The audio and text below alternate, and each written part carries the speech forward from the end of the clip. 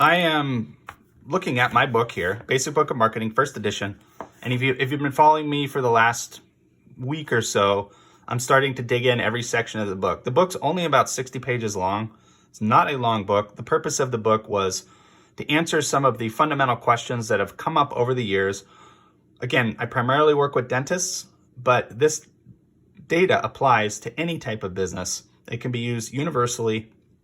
The examples are leaning more towards dental industry, again, because that's primarily where my client base is. But there's one specific sentence in this book that I want to share with you today. And this is, I consider, a golden nugget of data.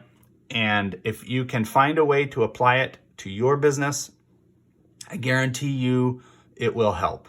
So it's highlighted here in the bottom. Brand definition and detail is only relevant to the degree of targeted consumer expectation. Okay, so what this means is, and this is a long-standing battle between designers and creative minds, designers, business owners. There's been this kind of entanglement in this area, but we have to think about the consumer. We cannot ever say, because I think this is the way it should be. I know all that this is the way it should be. And that's great if you think that's right. But does it fall into this is the question. So we have a consumer. And let's just use apples as an example. We use apples. So you have a consumer, you're trying to sell apples. And how am I going to sell apples? How do you sell an apple? I'm talking about the apples you eat, not Apple computers. Okay. So how do you sell an apple? Well, who buys apples? You know, there's a series of questions that we have to go through and ask ourselves, and to start to really distill down and narrow down and figure out how we're going to put this in front of the right people and what message we're going to give them and what expectation do these people have. So, for example, I would say, well, you know, who eats apples? I would say, well, probably people that exercise, generally speaking, eat fruit. Not in all cases, but I think it's safe to say that health conscious folks that are thinking about their physical health all the time generally eat fruit and vegetables as part of their diet, some way, shape, or form. So, okay, so that kind of narrows it down. Good. So we'll start there and say, well, you know what? We're going to target the athletic area. We're going to look for people that are involved in personal fitness. Good. So what does that consumer expect? What does that consumer expect to see in an apple? Well, and this goes back, and you could think, you start to think of things because you go, oh, wait a minute, our apples aren't organic. We might have a problem there.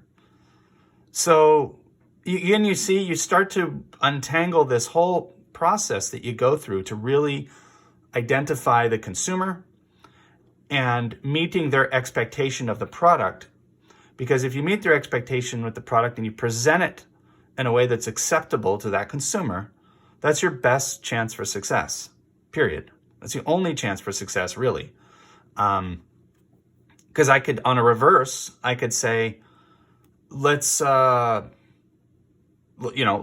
it was, again, this was with some of the first advertising I remember as a child was seeing billboards for cigarettes.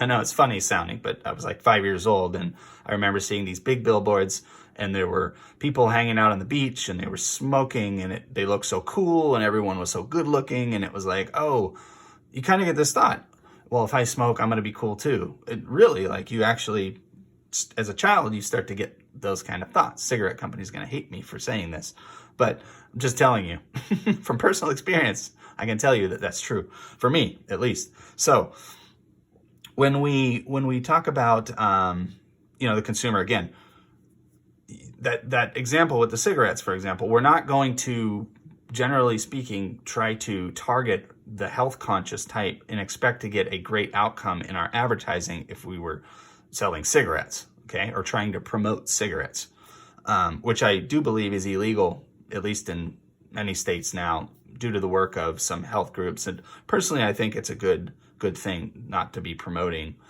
certain things like that. So again, personal opinion. Anyway, I hope this video was helpful. I don't want to drag on here, but again, brand definition and detail is only relevant to the degree of targeted consumer expectation.